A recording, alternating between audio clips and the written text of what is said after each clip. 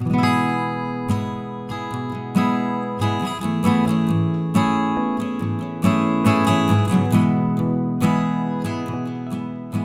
cultura diz que a tradição religiosa, ela, com toda a tradição do patriarcado, é o termo que se usa, ela elevou Deus à condição de pai para perpetuar essa posição e esse predomínio ou esse domínio da masculinidade.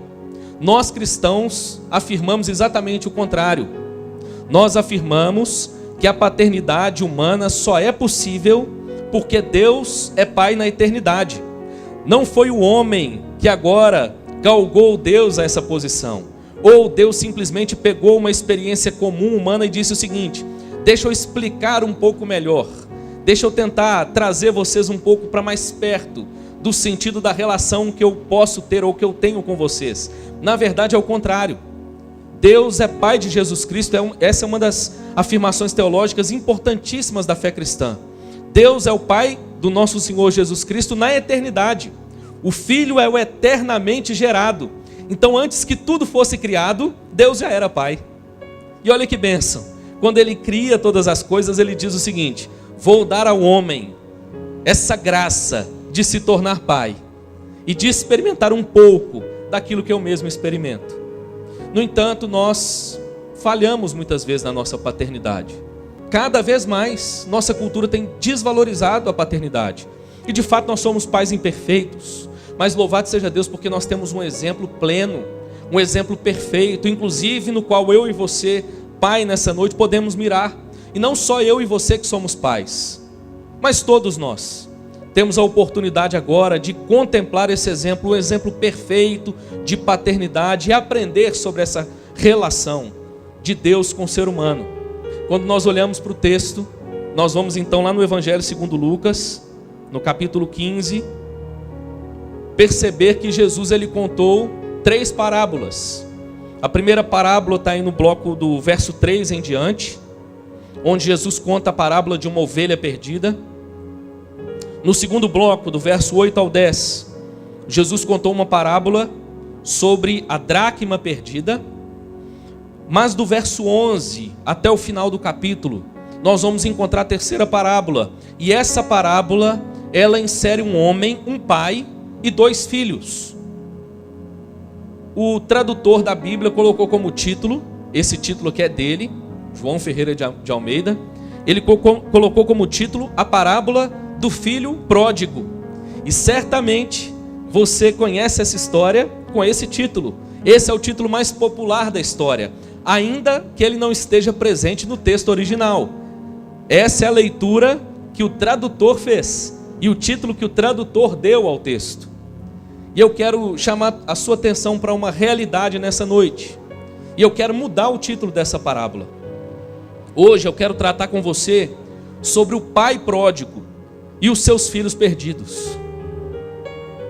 Talvez você não saiba sequer o que é o sentido de pródigo, e para você pouco faça importância quem é que é o pródigo da história.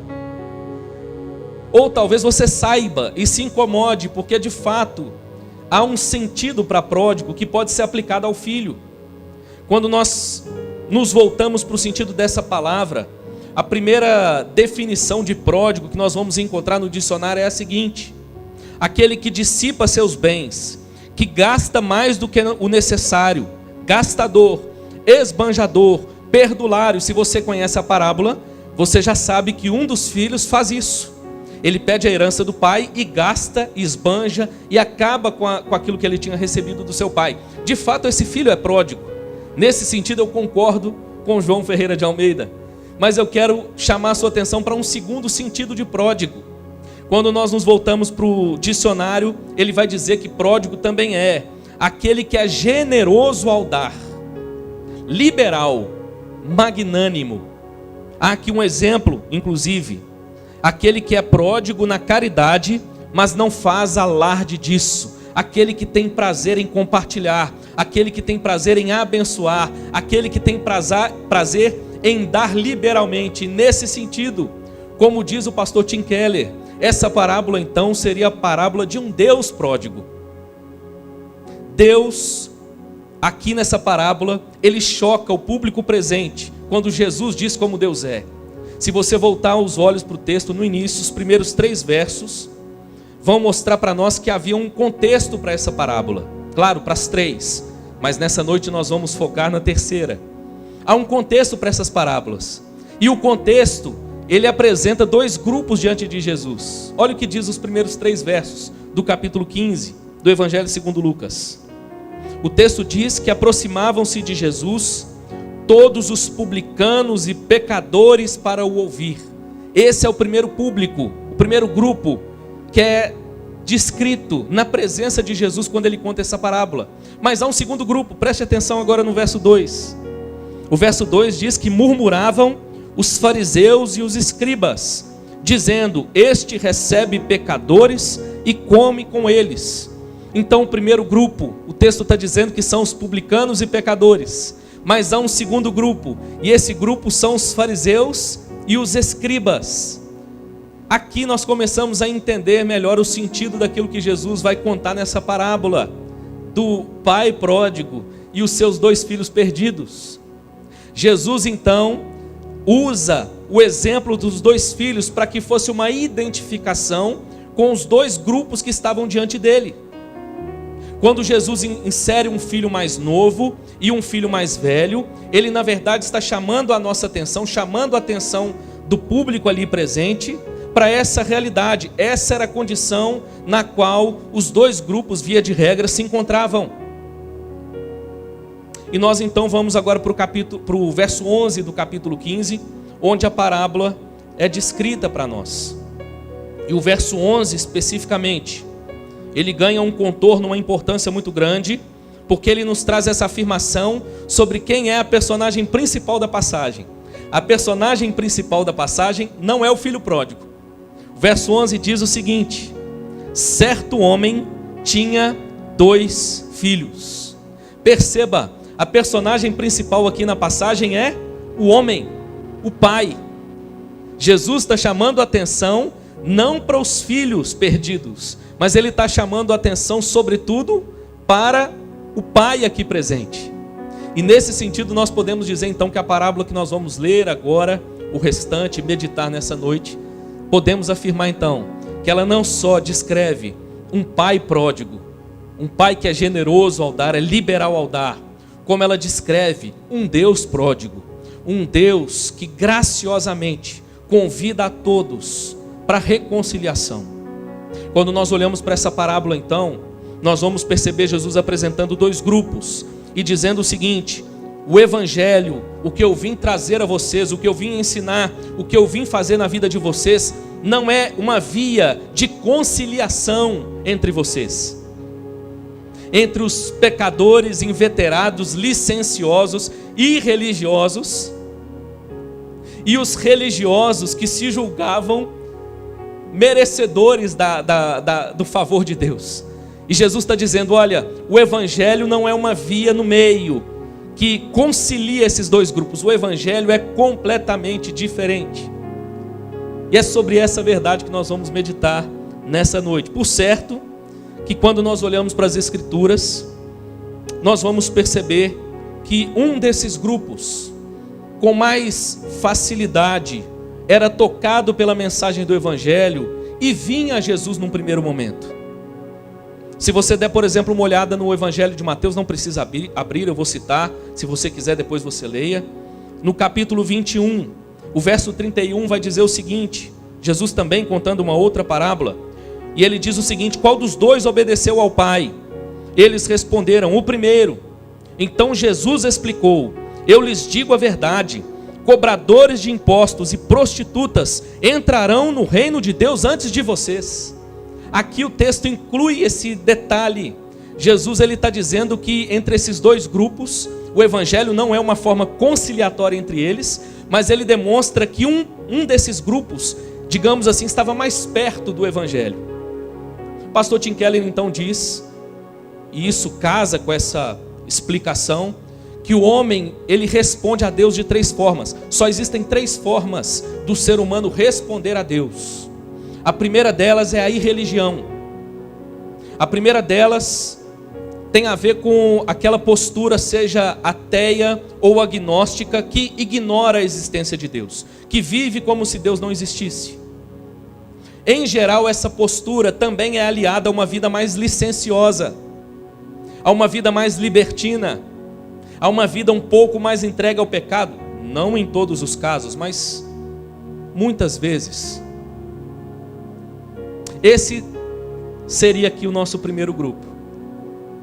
Mas há uma segunda forma do homem responder a Deus, que também é equivocada. E o pastor Tim Keller diz que essa segunda forma é a religião. A religião como um empreendimento humano. O homem criando agora ritos, criando meios, criando formas, para que ele se sinta confortável diante de Deus.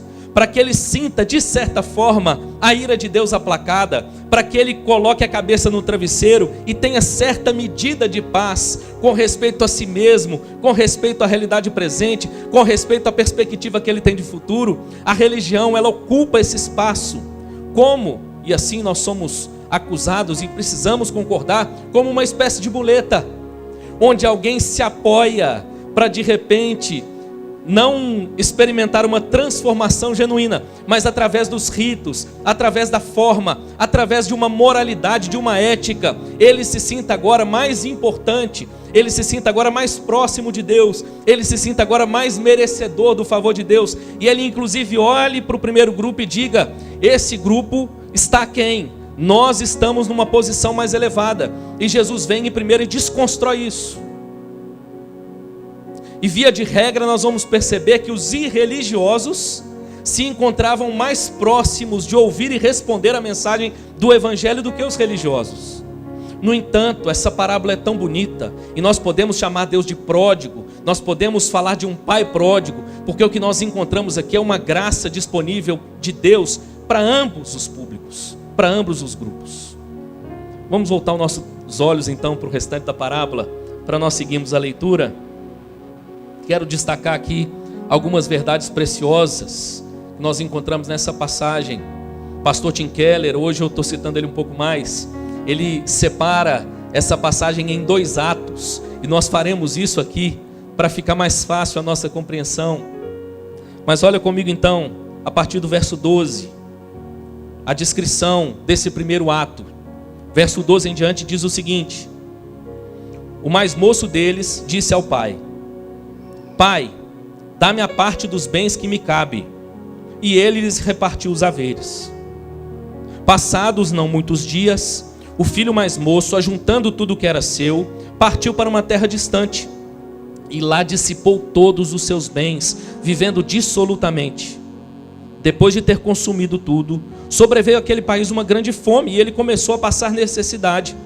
Então ele foi e se agregou a um dos cidadãos daquela terra, e este o mandou para os seus campos a guardar porcos. Ali desejava ele fartar-se das alfarrobas que os porcos comiam, mas ninguém lhe dava nada. Então, caindo em si, disse: quantos trabalhadores de meu pai têm pão com fartura, e eu aqui morro de fome? Levantar-me-ei e irei ter com meu pai, e lhe direi: Pai, pequei contra o céu e diante de ti. Já não sou digno de ser chamado teu filho. Trata-me como um dos seus trabalhadores. E levantando-se, foi para seu pai. Vinha ele ainda longe, quando seu pai o avistou, e compadecido dele, correndo, o abraçou e beijou. E o filho lhe disse: Pai, pequei contra o céu e diante de ti, já não sou digno de ser chamado teu filho. O pai, porém, disse aos seus servos: Trazei depressa a melhor roupa, vestiu, ponde-lhe um anel no dedo e sandálias nos pés. Trazei também e matai o novilho cevado. Comamos e regozijemo-nos, porque este meu filho estava morto e reviveu, estava perdido e foi achado. E começaram a regozijar-se. O primeiro ato dessa passagem, dessa parábola, ele vai então trazer para a nossa presença o filho pródigo, o filho mais novo. O filho mais novo, o texto diz, como nós acabamos de ler, que ele chega para o pai e ele pede ao pai a sua parte da herança. Note que essa herança não era merecida antes de que o pai partisse. Ele pede uma antecipação dessa herança. E quando ele assim o faz, ele desonra o seu pai. Esse filho revela para nós que ele desejava mais os bens do pai do que o próprio pai. Ele não se importava com seu pai, ele se importava com o que o pai tinha a oferecer. Perceba que ele tem essa relação de benefício, e ele mantém essa relação de benefício por muito tempo, ao ponto dele então pegar agora o que o pai lhe dá, ele sair com seus bens, ele gastar nos prazeres, esbanjar nos prazeres e acabar com seus bens, e o raciocínio dele ainda continua, buscando o benefício. Vem a fome e ele busca o lugar onde ele seria suprido, ele busca o benefício. E quando ali então a dificuldade aperta, ao ponto dele estar desejando a comida dos porcos e não poder comê-la, ele se lembra do pai. Perceba, é nesse momento que ele cai em si, ele toma ciência da sua condição. Esse homem era um irreligioso. O texto está inserindo esse homem numa cultura judaica, agora dentro de um chiqueiro, lidando com porcos, um animal impuro para os judeus. Esse jovem representa essa postura de vida irreligiosa, licenciosa. E o que esse texto nos mostra então acerca da condição humana, chamando a nossa atenção primeiro para esse primeiro filho perdido, que ele desejava os bens do pai, não o seu pai. Está aí no verso 12. O texto vai nos mostrar a maneira como ele desonra o seu pai. E não só isso, a sua desonra afetou toda a comunidade, porque quando ele pede ao pai os bens e a terra, perceba, ele desonra a sua própria terra. Ele então pega aquilo que ele recebe do pai e ele abandona o seu próprio povo. Há aqui uma desonra não só em relação a Deus, mas inclusive em relação aos seus conterrâneos. Esse primeiro jovem então representa essa condição humana caída, de pecado, de licenciosidade. Deixa eu te dizer uma coisa, hoje nos nossos dias, infelizmente, às vezes se encontra presente até mesmo dentro do ambiente religioso. Uma graça barata tem sido anunciada, e tem muita gente que não percebeu ainda, que tem vivido como um filho pródigo. Ele até participa de reuniões, ele até participa de alguns cultos, mas o que o traz à igreja, o que o traz à presença de Deus, é o desejo de receber os bens que o pai tem a oferecer. Não há essa atitude de cair em si e reconhecer a sua condição. Não há essa percepção da condição pecadora miserável na qual o seu coração se encontra. A vida desregrada continua a mesma. Assim eram as pessoas que estavam diante de Jesus. Esse é o primeiro grupo, essa é a primeira descrição da condição humana apresentada aqui por Jesus. E nós muitas vezes nos encontramos assim. Eu me lembro da minha juventude, criado na igreja desde os 3 anos de idade. Eu preciso te dizer nessa noite, eu já fui esse filho pródigo. Eu já fui o filho mais novo. Essa já foi a minha relação com Deus. Mas há um segundo filho. Vamos continuar lendo a passagem? Verso 25 em diante. O texto diz assim: ora, o filho mais velho estivera no campo, e quando voltava, ao aproximar-se da casa, ouviu a música e as danças. Chamou um dos criados e perguntou-lhe o que era aquilo. E ele informou: veio teu irmão, e teu pai mandou matar o novilho cevado, porque o recuperou com saúde. Ele se indignou e não queria entrar. Saindo, porém, o pai procurava conciliá-lo. Mas ele respondeu a seu pai: há tantos anos que te sirvo, sem jamais transgredir uma ordem tua, e nunca me deste um cabrito sequer para alegrar-me com os meus amigos. Vindo, porém, esse teu filho, que desperdiçou os teus bens com meretrizes, tu mandaste matar para ele o novilho cevado. Então lhe respondeu o pai: meu filho, tu sempre estás comigo, tudo que é meu é teu. Entretanto, era preciso que nos regozijássemos e nos alegrássemos, porque esse teu irmão estava morto e reviveu, estava perdido e foi achado. Perceba, nós somos colocados agora num segundo ato na parábola, diante de outro filho perdido. A parábola é sobre 2 filhos perdidos, mas tragicamente, O primeiro filho se perdeu fora de casa. O segundo filho está perdido dentro de casa. O primeiro filho se rebelou contra o pai e saiu de casa. O segundo filho ficou em casa, mas ele não é em nada diferente do primeiro filho. Perceba que o texto está nos mostrando é que ele também desonrou seu pai. Se você dá uma olhada no verso 28, o texto diz que havia uma festa, havia uma celebração, a música já estava tocando, o povo já estava dançando e se alegrando, e de repente ele chega e ele não entra, ele desonra o pai com essa atitude. E não só isso, ele de certa forma obriga que o seu pai saia de dentro de casa para ter com ele lá fora. Era uma atitude de desonra. O seu pai, como anfitrião naquele momento, ele não podia sair da casa. Ele deveria cuidar ali dos afazeres da festa, das coisas da festa, mas ele agora precisa sair de casa para conversar com o segundo filho. Perceba, da mesma forma que o primeiro, esse menino também desonra o seu pai. Nós não encontramos aqui nenhuma expressão de tratamento adequada na maneira como ele se refere ao pai. Aliás, na maneira como ele se refere ao pai e na maneira como ele se refere ao seu irmão. Quando ele conversa com o pai, a sua fala é se colocando numa condição de servo. E ele diz mais ou menos o seguinte: eu trabalhei como um escravo para ter direitos, e os meus direitos estão sendo negados. E quando ele se refere ao irmão, você percebeu como que ele fala do irmão? Esse teu filho. Ele não chama de irmão, é esse teu filho. Perceba, o filho mais velho estava tão perdido quanto o filho mais novo. É interessante que quando nós olhamos para esse bloco, para esse segundo ato, ele nos vai remeter a essa segunda condição, essa condição humana apresentada agora nesse segundo filho. Aquele que vive de maneira moralmente aceitável, aquele que permanece dentro de casa, aquele que até faz algumas coisas segundo o que o pai deseja que sejam feitas. Do lado de fora está tudo em perfeita ordem, mas do lado de dentro, não.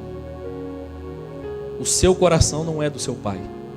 A razão que o motiva a fazer todas essas coisas não é o reconhecimento de quem o seu pai é, não é a gratidão pelo seu pai, mas é o interesse. Aqui nós temos a exposição de uma religião do mérito.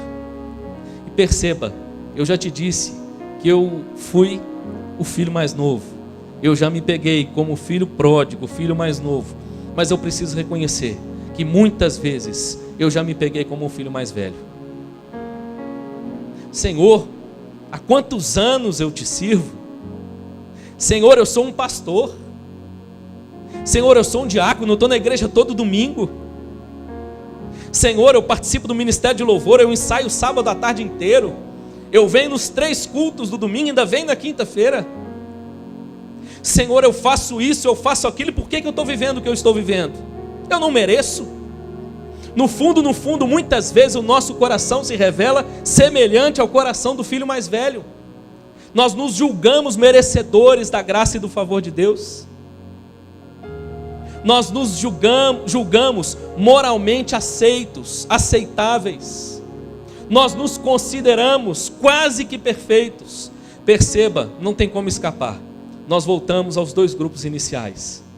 O primeiro grupo, publicanos e pecadores. Filho mais novo, vivendo em licenciosidade, gastando tudo que recebeu do pai. Mas perceba, nós também somos inseridos no contexto dos fariseus e publicanos. Gente que era dedicada à religião, gente que vivia a sua vida a todo instante, buscando se adequar aos padrões religiosos. Mas Jesus está dizendo, nenhum dos dois serve. É chocante, né, irmãos? O evangelho, como eu disse lá no início, não é uma forma conciliatória entre os dois. Ele é totalmente diferente. Vamos olhar para o pai então, para que a gente perceba na figura do Pai, desse Pai pródigo, desse Deus pródigo, a descrição da graça que nos convida nessa noite, mais uma vez, a reconhecê-la, a tributá-la, a se curvar diante dela. Quando nós voltamos então para o primeiro ato, nós vamos perceber a maneira como o pai se relaciona com o filho mais novo. E a maneira como o pai se relaciona com o filho mais novo manifesta, demonstra pura graça. O filho não merecia. Aliás, tudo que ele merecia era uma reprimenda. Tudo que ele tinha direito é que o pai dissesse: não, você me desonrou, você desonrou essa terra. Hoje, o que você merece é exatamente o que você está vivendo. Mas perceba qual é a postura do pai na passagem. Verso 20. E levantando-se, foi para seu pai. Vinha ele ainda longe, quando seu pai o avistou, e compadecido dele, correndo, o abraçou e o beijou. Ler esse verso na nossa cultura é bonito, mas talvez não tenha o peso do que isso aqui representa na cultura na qual Jesus contou essa parábola. Naquela cultura era inadmissível que o pai fizesse isso. Era inadmissível que o pai corresse na direção do filho. O simples ato de correr já demonstrava uma postura de certa forma, despir-se da sua glória. O que isso te lembra, hein? O texto diz que quando o pai vê o filho, ele corre na direção do filho, ele abraça o filho, ele beija o seu filho. Mais além, verso 22, diz que o pai então chama os seus servos e diz o seguinte: primeira coisa que ele diz: trazei-lhe a melhor roupa. Não sei se você já se fez essa pergunta, mas eu me peguei fazendo esses dias. Quem é que merecia usar a melhor roupa daquela casa? É óbvio que era o pai. Mas o pai manda separar a melhor roupa para que ela fosse oferecida ao seu filho. Que coisa linda, irmãos. Como isso me lembra a morte substitutiva do nosso Senhor e Salvador Jesus Cristo. A ira que era nossa, a condenação que era nossa, Ele suportou na cruz do Calvário. Perceba o cálice. Interessante que eu vi hoje um vídeo do pastor Hernandes, num podcast aí, por acaso passou na timeline, e eu revi esse vídeo. E o moço pergunta para ele sobre o cálice. Ele diz: que cálice da ira era esse que Jesus estava ali no Getsemane? Se possível, Pai, afasta de mim esse cálice. E o pastor Hernandes respondeu com muita propriedade: o cálice ali não é o sofrimento de Cristo. O cálice ali não tem a ver com as chibatadas que ele levaria. O cálice ali não tem a ver com os pregos nas mãos. O cálice ali não tem a ver com a desonra dos cuspes que ele recebeu, os xingamentos que ele recebeu. O cálice ali tem a ver com a percepção de que ali, na cruz do Calvário, estaria sobre ele toda a ira de Deus. E sabe para quem que era destinada essa ira? Para mim e para você. Nós merecíamos a punição. Mas olha que interessante, toda a ira é satisfeita no sacrifício de Cristo. A ira que era nossa, Ele recebeu. É ali no Calvário que a Bíblia diz que nele não havia beleza alguma que atraísse. Ali Ele recebe a ira que era nossa, mas nós recebemos a honra que era do Filho. O Pai vai na direção do seu filho, o traz para casa, e o texto diz que agora ele lhe oferece a melhor roupa. E ele diz: vestiu, ponde-lhe um anel no dedo e sandálias nos pés. E mais ainda, quero terminar esse primeiro ato com o verso 23, ele ainda afirma: trazei também e matai o novilho cevado, comamos e regozijemo-nos, porque este meu filho estava morto e reviveu, estava perdido e foi achado. E começaram a regozijar-se. Qualquer coisa para nós é motivo para assar uma carninha, não é? Uma festa, uma data especial. Aliás, a maioria de nós, creio que talvez todos, nós estamos acostumados a ir ao mercado e comprar a carne do mês. ou a carne da semana. A carne é um prato comum no nosso prato diariamente. Assim não era naquela época. Para que algo assim fosse feito, precisava ser uma data muito especial. E o pai não só sacrifica um animal, ele não só abate um animal para festejar com seu filho, como ele abate o novilho cevado. Esse era o animal que o pai, que a família alimentava e engordava para as ocasiões mais especiais. E o pai então mata esse novilho para festejar com o seu filho. Eu me lembro de Jesus dizendo que o ladrão veio para roubar e destruir, mas que ele veio para trazer vida e vida em abundância. O novilho cevado é sacrificado, o novilho cevado é morto e oferecido agora em banquete, por comemoração ao filho que retornou para casa. Esse é o Deus das Escrituras, um Deus abundante em graça, um Deus abundante em amor. Precisamos nos voltar para essa verdade sempre que possível. Mas perceba, o texto não termina aqui. Talvez esse contexto aqui tenha um valor maior para aqueles que vivem licenciosamente. Espero eu que não seja a nossa realidade aqui presente. Entendo que a maioria de nós não.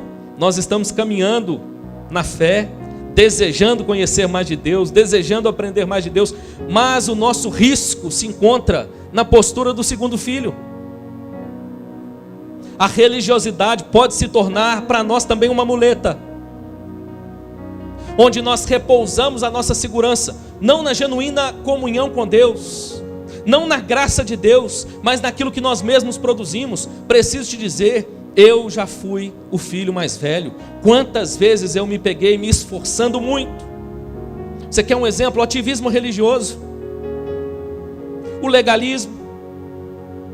São tantas formas de nós tentarmos produzir de maneira artificial essa paz com Deus, essa comunhão com Deus. O filho mais velho também se encontrava perdido. Mas sabe o que me maravilha nessa passagem? Porque a graça de Deus é oferecida não apenas para o filho mais novo, ela também é oferecida para o filho mais velho. Nesse segundo ato, nós percebemos no verso 31 e 32 um apelo generoso do pai para o seu filho mais velho, mesmo depois da desonra do filho. Perceba o que o texto diz. Então ele lhe respondeu, então lhe respondeu o pai: meu filho, tu sempre estás comigo, tudo que é meu é teu. Entretanto, era preciso que nos regozijássemos e nos alegrássemos, porque esse teu irmão estava morto e reviveu, estava perdido e foi achado. Aqui há um convite gracioso para que esse filho mais velho também desfrutasse da graça do pai. É como se o pai o pegasse pela mão e dissesse: meu filho, vamos entrar. Você também pode participar dessa festa. O novilho cevado foi morto em comemoração ao retorno do seu irmão, mas olha, você também pode fazer parte dessa festa. Você também pode celebrar conosco. Basta que seja retirado do seu coração esse senso de autojustiça, esse senso de achar que você merece mais, que você é melhor, porque você não é. É interessante, irmãos, que quando nós olhamos para esse texto, então, nós percebemos que os dois filhos se encontravam na mesma condição. Os dois estavam alienados do pai. Os dois estavam separados do pai. Mas o pai vem ao encontro e graciosamente os convida a restaurar a união, a comunhão, a paz entre eles. Que mensagem bonita acerca daquilo que o Evangelho nos apresenta. Somos convidados não a confiar na nossa própria religiosidade, não a confiar na nossa própria moralidade, mas a confiar na graça de Deus, a depositar a nossa confiança na graça de Deus. Perceba, nós muitas vezes demonizamos os fariseus, por exemplo. A gente olha para o Evangelho e percebe como que Jesus os confronta, como que Jesus os desafia muitas vezes, e a gente olha e diz: está vendo esse povo aqui, para esse povo aqui não tem jeito. Mas a beleza dessa passagem, ela ganha um contorno ainda maior quando nós percebemos esse Pai pródigo, esse Deus pródigo, que convida não só os irreligiosos que vivem em licenciosidade, mas convida também os religiosos ao arrependimento, convida também os religiosos a confiarem na sua graça. Jesus está dizendo para os publicanos e pecadores: há graça de Deus para vocês, mas Ele também está dizendo para os fariseus e escribas: há graça de Deus para vocês. Louvado seja Deus, porque muitos fariseus e escribas também chegaram à fé. Se você der uma lida lá em Atos capítulo 6, é o que está descrito lá. Lá diz que muitos sacerdotes, muitas autoridades, de quem o texto está dizendo, foram agregados à fé. Nós nos lembramos de homens como Nicodemos, nos lembramos, por que não dizer, do próprio apóstolo Paulo, que disse que ele era fariseu de fariseu, mas que um dia reconheceu que o evangelho não é uma forma conciliatória para um homem que já tem uma boa moralidade, para um homem que já é religioso e por si só já produz algo de precioso, algo de valioso diante de Deus. Não, o evangelho é um convite para que todos reconheçam que são pecadores, separados do Pai, que carecem desesperadamente da sua graça. Esse é o convite do Senhor para nós nessa noite. Quero terminar. Pastor, como é que a gente aplica então essa passagem? Talvez uma das aplicações diga respeito à maneira como nós olhamos para a própria vida, olhamos para a própria realidade presente, olhamos para o mundo ao nosso redor. O homem sem Deus reconhece que as coisas estão fora da ordem. Ele reconhece que as coisas não caminham bem. Muitas ideologias, inclusive, nascem justamente aí. Quando o ser humano sem Deus, ele olha e diz o seguinte: olha, as coisas não são como deveriam ser. E nisso eles têm razão. O problema é o remédio que eles querem beber. Não tem como produzir de maneira artificial. A única solução para o homem é a graça do Evangelho. Certa vez, o pastor Tim Keller diz que num periódico, num jornal inglês, era diferente do nosso tempo. Hoje em dia, quando você quer fazer uma enquete, você abre uma caixa de pergunta no Instagram, não é assim? E aí você faz lá a pergunta, o pessoal escreve, ou aliás, você abre a pessoa pergunta, você responde e tudo mais. E naquela época não era assim. E esse jornal, então periódico, fez uma pergunta. Escreveram lá no jornal e a pergunta era a seguinte: o que está errado no mundo? O que você responderia? Ah, pastor, o que está errado no mundo é a política. Se nós tivéssemos políticos melhores, estaria tudo ótimo. Não, pastor, o que está de errado no mundo é a economia. Se nós tivéssemos uma economia mais equilibrada, tudo ok. Não, pastor, o que está errado? Qual seria a sua resposta? Interessante, irmãos, que um dos homens de Deus, que eu admiro tanto pela perspicácia, a intelectualidade, ao mesmo tempo a simplicidade, respondeu o periódico. Esse homem era Chesterton. Dizem que Chesterton fez uma carta e lá dentro estava a resposta de Chesterton: o que está errado com o mundo? Chesterton respondeu: eu estou. Não sei se você entendeu, mas é justamente isso que a parábola está nos convidando a fazer. A reconhecer que o que está errado com o mundo é a nossa condição de pecadores. Mas diante de nós se desvenda, se oferece uma graça tão preciosa, tão maravilhosa, de um Deus tão generoso. Louvado seja Deus por isso. Amém, meu irmão. Pastor, muito bonito isso, mas não sei se faz tanto sentido para nós. Pastor Tim Keller termina com uma acusação, irmãos, ousada, um comentário dele sobre essa passagem. E eu quero te convidar a fazer essa reflexão. Talvez, irmãos, as nossas igrejas estejam muito mais cheias de irmãos mais velhos do que nós imaginamos. Pastor Tim Keller diz o seguinte: a igreja e sua incapacidade de atrair as mesmas classes de pessoas que Jesus atraía, ou seja, irmãos mais novos, pessoas que vivem licenciosamente em pecado, revela que esta está cheia de irmãos mais velhos.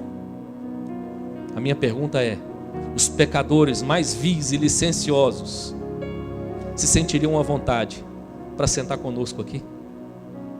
Espero que a nossa resposta seja um belo e sonoro sim, em nome de Jesus.